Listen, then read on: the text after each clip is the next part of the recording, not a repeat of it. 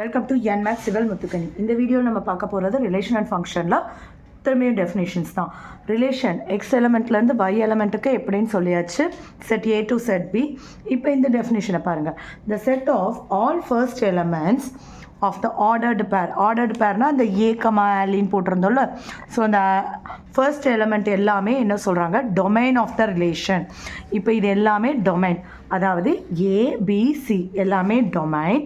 Next the set of ordered pairs, இந்த second எலமெண்ட்டெல்லாம் என்ன சொல்லணும் அப்படின்னா ரேஞ்ச். செகண்ட் எலமெண்டெல்லாம் ரேஞ்ச்.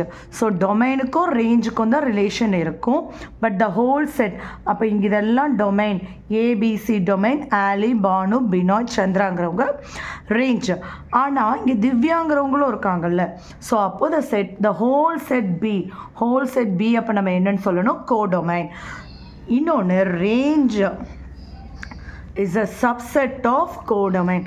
ரேஞ்சுங்கிறது நமக்கு ரிலேஷன் இருக்கிறது, கோடொமைனுங்கிறது இங்கே இருக்கிற எல்லா எலமெண்ட்ஸும். ஸோ அப்போது ரேஞ்ச் வந்து சப்செட் ஆஃப் கோடொமைன். இதுதான் ஸ்டேட்மெண்ட்டு. நெக்ஸ்ட்டு ரோஸ்டர் ஃபார்மு, இல்லை நம்ம இந்த எக்ஸ்கமாவா செட் பில்டர் ஃபார்ம் எழுதுகிறோம்ல, அதெல்லாம் நம்ம என்னென்னு சொல்லணும்னா அல்ஜிப்ரிக் எக்ஸ்பிரஷன் ஆஃப் அ ரிலேஷனோட அல்ஜிப்ரிக் எக்ஸ்பிரஷன், இல்லைனா ரெப்ரசன்டேஷன். ஆரோ டயக்ராம் அப்போ என்ன சொல்லலாம் அப்படின்னா விஷுவல் ரெப்ரசன்டேஷன்னு சொல்லணும்.